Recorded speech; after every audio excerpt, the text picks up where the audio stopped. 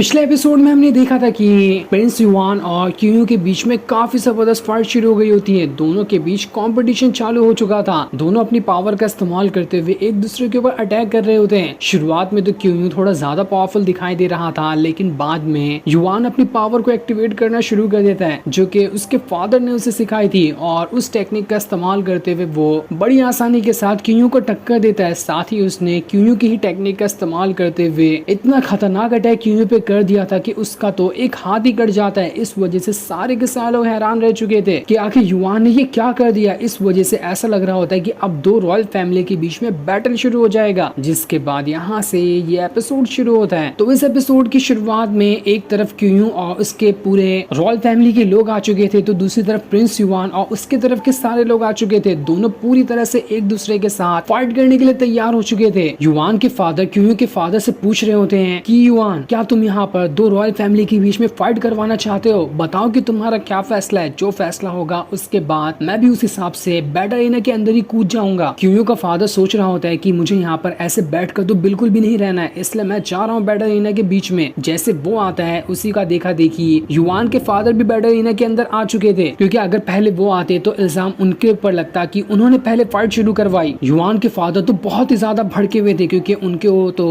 पहले से ही क्यूयू के फादर से बहुत ज्यादा गुस्सा आता है। क्यूयू का फादर क्यूयू के मास्टर से कह रहा था, मैंने तुम्हें कहा था ना कि अगर कुछ भी गड़बड़ हो तो तुम्हें उसी टाइम वहां पर आकर क्यूयू की जान बचानी है, लेकिन तुम बीच में क्यों नहीं आए? देखो उसका हाथ तक के कट गया, क्या कर रहे थे तुम उस टाइम पे? क्यूयू का मास्टर वहां पर उसके फादर से माफी मांगना शुरू कर देता है कि मुझे माफ कर दो, मुझसे गलती हो गई। जिसपे क्यूयू का फादर कह रहा होता है, अब गलती तो हो गई है, उसकी सजा भी मिलेगी, इसलिए सबसे पहले क्यूयू को यहाँ से उठाओ और उसका इलाज कराने के लिए यहाँ से ले जाओ। यहाँ पर जो भी मैटर होगा उससे मैं संभालने के लिए तैयार हूँ। जिसके बाद क्यूयू का फादर वहां पर युआन के फादर से कह रहा होता है, देखिए यहाँ पर एक मिसअंडरस्टैंडिंग हो गई थी। हम भी जानते हैं कि बैटल के बीच में कोई भी रूल नहीं देखा जाता, कोई भी किसके ऊपर कितना भी खतरनाक अटैक कर सकता है। वो तो गलती मेरे बेटे के मास्टर से ही हो गई, जो सही टाइम पे वो यहाँ पर नहीं आ पाया। इसलिए मैं भी यहाँ पर बिना मतलब की फाइट नहीं कराना चाहता, ताकि बाहर के लोगों को ये लगे कि हम दोनों दुश्मन हैं। इससे वो हमारे बारे में गलत सोचेंगे और आगे चलकर हमें ही इससे नुकसान हो सकता है। इसलिए मामला जितनी शांति से होता है उतनी शांति से खत्म करने की मैं भी यहाँ पर कोशिश करूंगा, और आप भी वैसे ही कोशिश करिए। साथ ही मैं युआन की पावर देखकर तो काफी ज्यादा हैरान रह चुका हूँ। वो सच में काफी ज्यादा इम्प्रूव कर चुका है। ऐसा ही रहा तो वो आगे चलकर बहुत ही ज्यादा पावरफुल बन जाएगा। लेकिन युआन को तो क्यूयू के फादर की बातों में कुछ गड़बड़ी लग रही थी। वो सोच रहा होता है, आखिर ये बुढ़ाऊ इतनी जल्दी से शांत कैसे हो गया? मैंने उसके बेटे का हाथ काट डाला, लेकिन तब भी यहाँ पर कुछ नहीं कह रहा। लगता है इसके अंदर ना दिमाग में कुछ और ही चल रहा होगा। जिसके बाद क्यूयू का फादर जो होता है वो वहाँ पर युआन और उसके फादर से कह रहा होता है, मैं यहाँ पर बस एक सवाल पूछना चाहता हूँ कि युआन के पास अभी जो जुआन टेक्निक थी हाई लेवल वाली, वो कैसे आई? कुछ दिनों पहले हमारे मेंशन के अंदर से ये टेक्निक चोरी हुई थी। मैं यहाँ पर इल्जाम नहीं लगाना चाहता, बस मैं यहाँ पर ये पूछ रहा हूँ कि क्या जुआन को वो टेक्निक मिली थी और इसने उसी टेक्निक का इस्तेमाल करके इसे कल्टीवेट किया? वरना आउटसाइडर को तो हमारे मेंशन की कोई भी टेक्निक नहीं मालूम है, वो उस चीज को कल्टीवेट कर ही नहीं सकते। तब युआन आगे आकर क्यूयू के फादर से कह रहा होता है, कुछ दिनों पहले मैं माउंटेन में गया था, वहाँ पर कुछ बीस्ट को मारने के लिए। तभी वहाँ पर मैंने कुछ चोरों को देखा जो मुझ पर हमला करने के लिए आ गए थे। उन्हीं के हाथ में वो टेक्निक थी, बहुत ही ज्यादा हाई लेवल वाली, जो कि आपकी ही मेंशन की है। मेरे ख्याल से वही दोनों चोर थे जिन्होंने आपके मेंशन से उस टेक्निक को चुराया होगा। जैसे मुझे वो टेक्निक मिली, मुझे उस टाइम पे नहीं पता था कि आपकी टेक्निक होगी, इसलिए मैंने उसे नॉर्मल टेक्निक समझकर कल्टीवेट कर लिया। लेकिन जब मैं बीच से फाइट कर रहा था ना, तभी वो टेक्निक वाला जो जेड था वो टूट चुका है। अगर मेरे पास सही सलामत होता मैं आपको वो दे देता, लेकिन अब मैं नहीं दे सकता। युवान ने तो बड़ी आसानी के साथ यहाँ पर झूठ कह दिया, क्योंकि वो जेड अब भी पूरा का पूरा उसके पास मौजूद है। लेकिन उसने पहले ही कहा था कि मैं किसी को भी ये जेड नहीं लेने दूंगा, चाहे क्यूयू का फादर ही मेरे पास क्यों ना आ जाए मांगने के लिए। जो सुनकर तो क्यूयू के फादर को बहुत ज्यादा गुस्सा आ रहा था। उसे पता चल चुका था कि युआन यहाँ पर झूठ कह रहा है। वो युआन की तरफ ही इशारा करते हुए उसे ये इनडायरेक्ट वे में बताने की कोशिश करता है कि अगर वो बीस्ट मुझे मिला जिससे फाइट करने के दौरान मेरी वो टेक्निक वाला जेड टूट गया, तो मैं उस बीस्ट के इतने टुकड़े करूंगा कि वो गिन भी नहीं सकता।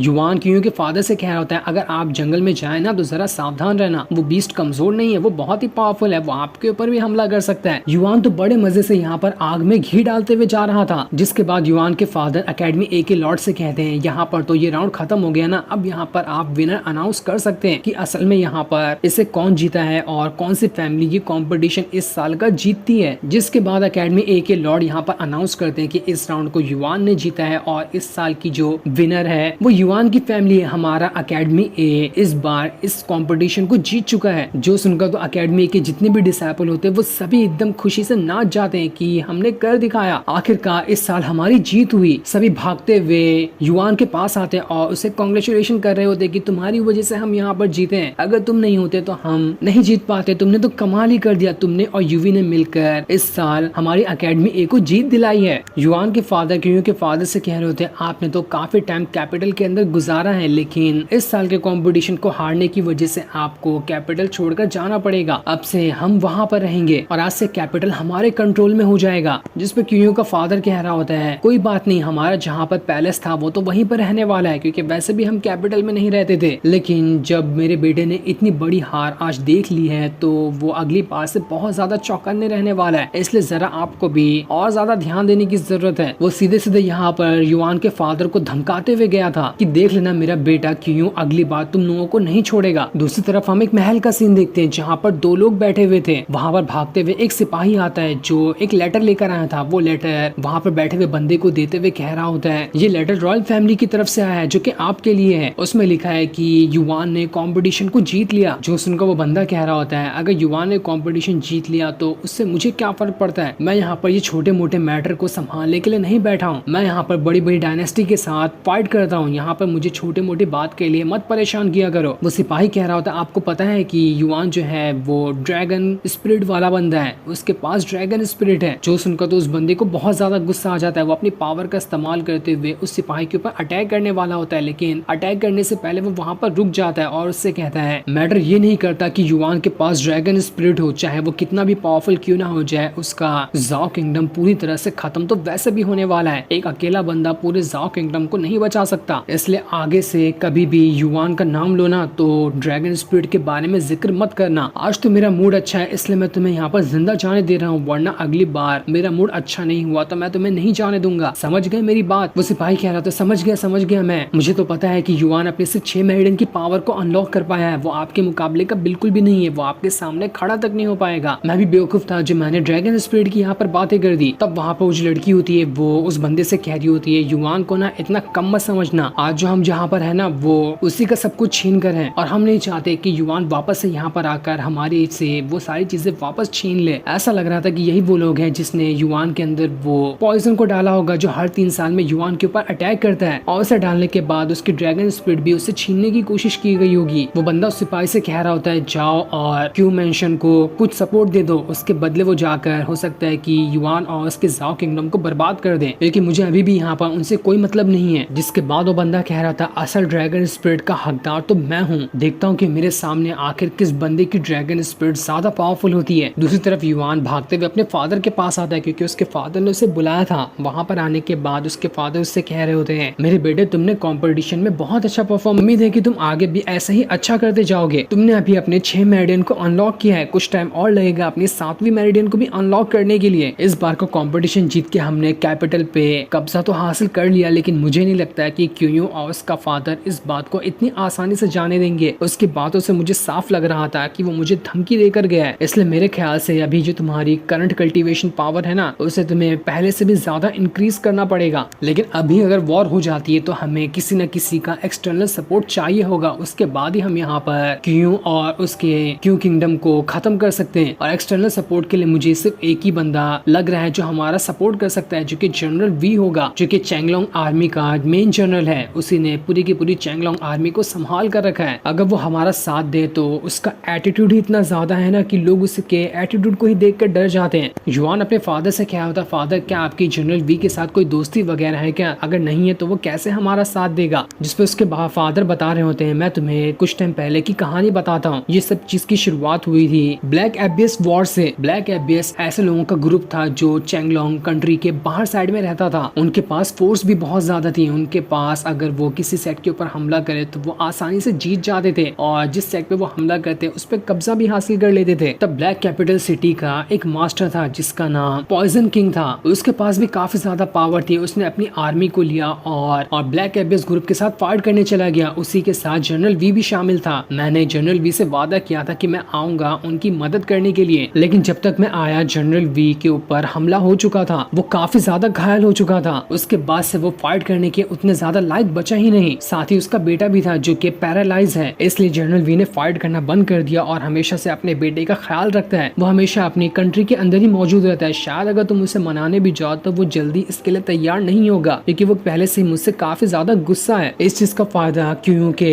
फादर ने उठाया और उसने अपने बड़े बेटे क्यू हाउ को जनरल वी के पास ट्रेनिंग के लिए भेज दिया, जहाँ क्यू हाउ जो है अभी तक के जनरल वी के पास ही ट्रेनिंग कर रहा है। इसलिए बहुत ज्यादा मुश्किल होगा जनरल वी को हमारे साइड करने के लिए। लेकिन अगर वो हमारे साइड नहीं होता है तो हम यहाँ पर वैसे भी हार नहीं वाले हैं। मैं चाहता हूँ कि तुम वहाँ पर जाकर जनरल वी को मनाने की कोशिश करो। युवान के फादर उससे कहते तुम्हें यहाँ पर बस एक मैसेज डिलीवर करना है वहाँ जाकर कि ब्लैक एबिस के पास एक गुफा खोजी गई है जिसके अंदर काफी सारे रिसोर्सेस वगैरह हैं और वहाँ पर 4th ग्रेड का एक बहुत ही ज्यादा पावरफुल क्रिस्टल भी मौजूद है। जो सुनकर तो युवान हैरान रह जाता है। वो अपने फादर से कहता है 4th ग्रेड का क्रिस्टल, हमारे पास तो सिर्फ 2nd ग्रेड का ही क्रिस्टल है जो कि बहुत ज्यादा पावरफुल है। 4th ग्रेड का तो कितना ही पावरफुल होगा। लेकिन अगर ये खबर फैली तो वहाँ पर सिर्फ कुछ लोग नहीं बल्कि बहुत लोग पहुंच जाएंगे उस गुफा के पास 4th ग्रेड का क्रिस्टल हासिल करने के लिए। जिसपे युवान के फादर कह रहे होते हैं अगर तुमने वहाँ पर 4th ग्रेड का क्रिस्टल हासिल कर लिया तो उसके बाद हमारा जो जाओ किंगडम है वो धीरे धीरे करके अपनी पावर को बढ़ाना शुरू कर देगा और उसके बाद हमारी पावर भी बढ़ जाएगी। हमारे पास फिर थोड़ा कॉन्फिडेंट आएगा कि हम यहाँ पर क्यू और उसके क्यू किंगडम से फाइट कर पाएंगे। साथ ही युवान के फादर ये भी कहते हैं अगर तुम वहाँ पर जाओगे ना तो तुम्हें और भी अच्छी अच्छी चीजें मिलेंगी। उसमें एक जेड फ्रूट भी होगा, वो इतना ज्यादा पावरफुल है कि वो तुम्हारी माँ को ठीक कर सकता है, जिस वजह से वो पूरी तरह से रिकवर हो जाएंगी। ये सुनकर तो युवान एकदम ज्यादा खुश हो जाता है कि अगर मेरे माँ का सवाल है तो ठीक है, दुनिया के कितने भी बड़े खतरे क्यों ना आ जाए मैं वहाँ पर जरूर जाऊंगा। जिसपे युवान के फादर कहते हैं तो ठीक है, पहले तुम्हें वहाँ पर भी जाना है जनरल वी के पास ताकि तुम उन्हें हमारे साइड में कर सको। ये सफर तुम्हारे लिए बहुत ज्यादा खतरनाक होने वाला है। मेरे पास मेरी खास टेक्निक है, इसका स्क्रोल तुम ले जाओ, जरूरत पड़ने पे इसे कल्टीवेट कर लेना जो तुम्हें आगे चलकर मदद करेगी। इसलिए युवान उस स्क्रोल को अपने पास रख लेता है। दूसरी तरफ युवान की माँ जो होती है वो यायो से कह रही होती है तुम महल में बैठे बैठे बोर हो जाती होगी, इसलिए मैंने युवान से कहा है कि वो यहाँ पर आएगा और तुम्हें घुमाने ले जाएगा। तभी युवान भी वहाँ पर आ जाता है जो टुनटुन के साथ खेल रहा था। युवान को वहाँ देखकर उसकी माँ उससे कह रही थी युवान तुम यहाँ पर आ गए, ठीक है अब तुम दोनों यहाँ पर कुछ देर बातें करो, मैं यहाँ से जा रही हूँ। और इतना कहने के बाद वो वहाँ से चली जाती है। उसके जाने के बाद युवान जो होता है यायो को ही देख रहा था। यायो कहती है तुम ऐसे क्यों मुझे देख रहे हो, क्या मेरे चेहरे पे कुछ लगा हुआ है क्या? जिसपे युवान कहता है नहीं नहीं ऐसी बात नहीं है, आज तो आप बहुत ज्यादा सुंदर लग रही हैं, इसलिए मेरी नजर आपके ऊपर से हट ही नहीं रही। यायो कहती है जाओ मजाक मत करो, लगता है कि तुम्हें मुझसे कुछ काम होगा इसलिए तुम यहाँ पर आए हो, तो बताओ मुझे सच सच की कौन सा काम है। युवान कहता है नहीं नहीं ऐसी कोई बात नहीं है, आपको क्या लगता है कि मैं काम की वजह से आपके पास आऊंगा? नहीं मैं ऐसा नहीं हूँ, मैं बहुत अच्छा लड़का हूँ, लोगों से ज्यादा बात करना पसंद करता हूँ। मैं आपके लिए एक स्पिरिट बॉटल भी लेके आया हूँ जिसके अंदर काफी सारे स्पिरिचुअल लिक्विड है, मैंने बहुत पैसे लगाए इसे खरीदने के लिए और ये सिर्फ आपके लिए ही है, इसका इस्तेमाल करना आप। यायो कहती है देखो मुझे मजाक करना बिल्कुल भी पसंद, सच बताओ कि तुम्हें मुझसे क्या काम है वरना मैं तुम्हारी ये स्पिरिचुअल बॉटल नहीं लेने वाली। जो सुनकर युवान कह रहा होता है लगता है कि सीनियर याओ मेरी सारी बात पकड़ लेती है, अब तो मुझे बताना ही पड़ेगा। वो कहता है मेरे फादर ने मुझे एक टेक्निक वाला स्क्रोल दिया है जिसे मैं कल्टीवेट करना चाहता हूँ, लेकिन मुझे खास तरह से वो समझ नहीं आ रहा, जहाँ तक कि मुझे लगता है कि मुझसे ज्यादा पावरफुल कल्टीवेटर ही उस टेक्निक को कल्टीवेट कर पाएगा, तो क्या आप मुझे वो टेक्निक सीखने में मदद करेंगी? यायो कहती है मुझे पता ही था तुम्हारे पास कुछ ना कुछ काम होगा, तभी तुम यहाँ पर इतना मस्का लगाने मुझे आए थे। वो अपने पास से एक स्क्रोल निकालती है जिसके ऊपर कुछ लिखा हुआ था। वो कहती है इसमें एक छोटी सी टेक्निक है, इसका इस्तेमाल करते हुए कोई भी बंदा कम लेवल पे होने के बावजूद भी हाई लेवल की टेक्निक जो थोड़ी बहुत ज्यादा हाई होगी उसे सीख सकता है। इसके बाद यायो वहाँ पर एक हड्डी का टुकड़ा निकालती है, उसके अंदर से इतना ज्यादा स्ट्रॉन्ग प्रेशर बाहर निकल रहा था कि पूरा कमरा ही वहाँ पर हिलना शुरू हो जाता है। टुनटुन तो ये देखकर हैरान रह चुका था कि इसके अंदर से इतना ज्यादा ऑरा निकल रहा है, कहीं यहाँ पर कुछ गड़बड़ी ना हो जाए। युवान को भी समझ नहीं आता कि आखिर इतनी छोटी सी हड्डी में इतना ज्यादा स्ट्रॉन्ग ऑरा कैसे हो सकता है, आखिर किसकी ये हड्डी है। यायो कह रही होती है इस हड्डी के अंदर ना एक टेक्निक लिखी हुई है जिसे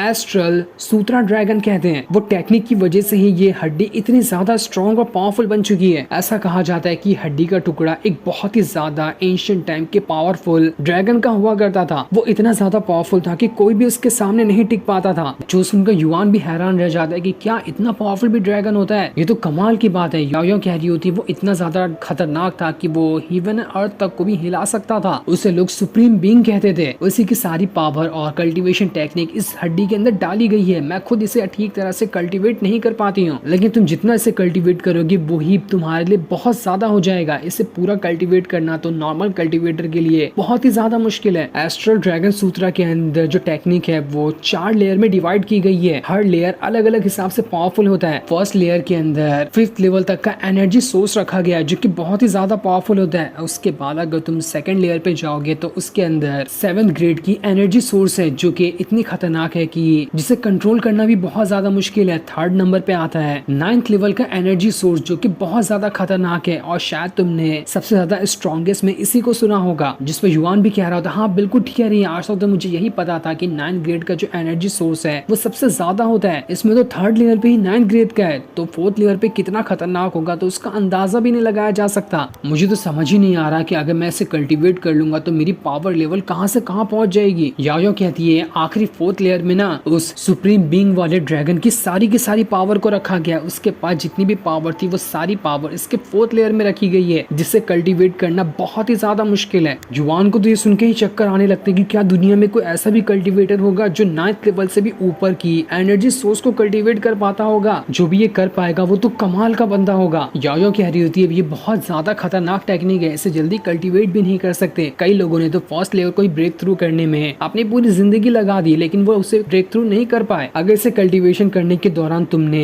अगर स्टेप का इस्तेमाल नहीं किया ना तो ये सारी टेक्निक डिस्ट्रॉय हो जाएगी। इससे तुम्हारी बॉडी को भी नुकसान होगा और दोबारा कभी भी तुम ये टेक्निक नहीं सीख पाओगे। लेकिन तुम्हारे पास ना तुम्हारी ड्रैगन स्पिरिट तो पहले से ही मौजूद है, उसका इस्तेमाल करो, वो जरूर तुम्हारी मदद करेगा इस एस्ट्रल ड्रैगन सूत्रा टेक्निक को सीखने में। लेकिन तुम कितने लेयर को ब्रेक थ्रू कर पाते हैं वो तो मैं नहीं कह सकती, वो सब कुछ तुम्हारे ऊपर ही डिपेंड करता है। जो सुनकर युवान एकदम ज्यादा खुश हो जाते कि क्या आप सच कह रही हैं, मैं यहाँ पर एस्ट्रल सूत्रा ड्रैगन टेक्निक को कल्टीवेट कर सकता हूँ, ये तो बहुत अच्छी बात है। यायो कहती है तो बताओ क्या तुम यहाँ पर इस टेक्निक को सीखना चाहते हो या नहीं चाहते हो। जिस पर युवान कहता है मैं जरूर इस टेक्निक को सीखना चाहता हूँ, मैं वो चीज वापस नहीं चाहता जो मेरे साथ पहले हो चुकी है। अब मैं खुद को पावरफुल बनाना चाहता हूँ ताकि मैं अपने पेरेंट्स के दुश्मनों से उनका बदला ले सकूं, जिसने भी मेरे अंदर पॉइजन डाला और मेरे फैमिली को इतनी ज्यादा परेशान करने की कोशिश की है, मैं उन सभी को खत्म कर दूंगा। मुझे कम से कम एक जरिया तो मिला जिसकी मदद से मैं खुद को पावरफुल बना सकता हूँ। जो सुनकर यायो भी खुश हो जाती है, वो उसे उस हड्डी का टुकड़ा देते हुए कहती है युवान याद रखना, एक बार अगर तुमने इस टेक्निक को कल्टीवेशन करना स्टार्ट कर दिया तो उसके बाद तुम कभी भी अपना कदम पीछे नहीं हटा सकते। चाहे तुम्हें कितनी भी तकलीफें क्यों ना हो, तुम्हें इस टेक्निक को पूरा कल्टीवेट करना ही पड़ेगा। जिस पर युवान कहता है सीनियर याओ, मैं आपसे वादा करता हूँ कि मैं इसके 4th लेयर को भी जल्द से जल्द ब्रेक थ्रू कर लूंगा, बस आप मुझ पे भरोसा रखो, मैं सारी चीजें करके दिखा दूंगा। याओ कहती है अगर तुम्हें इस टेक्निक को कल्टीवेट करना है तो सबसे पहले ये रिसोर्सेस लगेंगे, पहले इन्हें लेकर आओ। युवान जैसे अपने फादर को उन रिसोर्सेस के बारे में बताता है, उसके फादर कहते हैं तुम्हें पता भी है ये रिसोर्सेस कितने महंगे, हमारी पूरी साल भर की जितनी कमाई है ना उसका 2/4 हिस्सा सिर्फ इस रिसोर्सेस को ही लाने में लग जाएगा, ये बहुत महंगे हैं। लेकिन हाँ मैं तुम्हारी इस चीज में मदद कर सकता हूँ कि मैं तुम्हें वो जगह बता सकता हूँ कहाँ पर तुम्हें ये सारे रिसोर्सेस मिल सकते हैं। हमारी फैमिली की कंडीशन उतनी ज्यादा नहीं कि मैं तुम्हें ये रिसोर्सेस खरीद के दे सकूं, तुम चाहो तो उन रिसोर्सेस को खुद से हासिल कर सकते हो। दूसरी तरफ हम एक और बंदे को देखते हैं जिसके पास एक लेटर होता है जिसमें युवान का ही नाम लिखा था। उसे देखकर वो बहुत ही ज्यादा गुस्सा हो जाता है। जो सीन दिखाते ही ये एपिसोड यहीं पर एंड हो जाता है। Thanks for